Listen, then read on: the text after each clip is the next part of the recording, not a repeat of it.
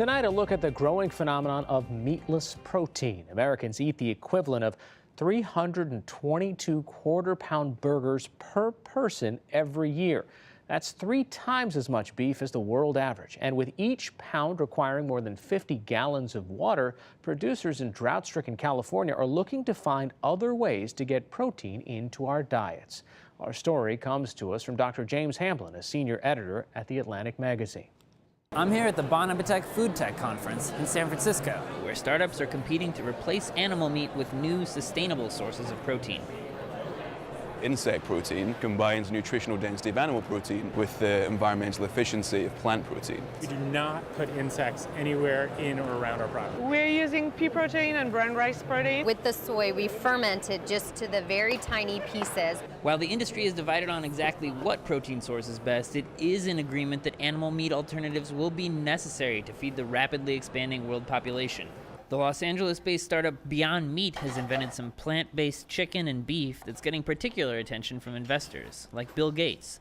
And unlike most vegan products, they look a lot like traditional meat. All right, what should I try first? All the meat on this table is made from peas. It's a little chewier than your traditional chicken, but very close. Jody Polizzi is a Stanford professor of structural biology. He says that building meat out of plant protein is a challenge, though chicken is easier than beef. Chicken's easier to do than beef just because, the texture of a chicken breast, it's pretty uniform, the color's uniform. It's really a proper scientific laboratory, focused on deconstructing and then rebuilding the experience of meat. So what you're looking at right here is a gas chromatograph that's hooked up to a mass spec instrument. And what that gives us is a measurement of what meat tastes like. Essentially, it's a fingerprinting of what flavor and aroma exists in meat already. Ethan Brown is the founder and CEO of Beyond Meat. So we're taking protein directly from a pea and we're using heating, cooling, and pressure to align it in the form of meat. That's it. Yeah. We have to be able to figure out a way to describe that to consumers so that they understand that what they're having is basically pea protein in the form of meat.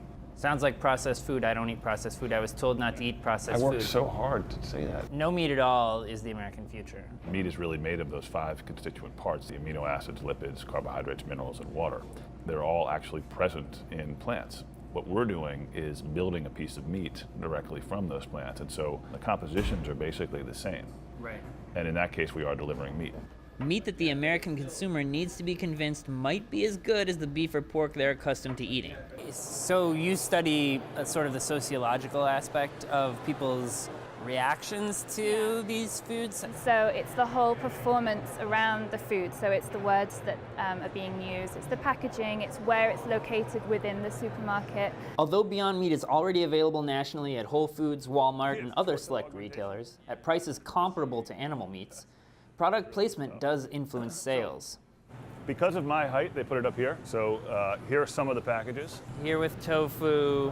Right, and so the whole challenge for us is how do we make the decision process seamless for the consumer so that they're doing something that is exactly like what they do with animal protein and the products behave exactly like they do with animal protein. I do believe that in 10 years or so you'll be able to come in here and there'll be meats in here that are made from different plants. There'll be a lupin beef, there'll be a camelina, any manner of plant feedstock, and the consumer can choose which type of beef they want. The days of this just being animal protein, I think, are rapidly coming to a close.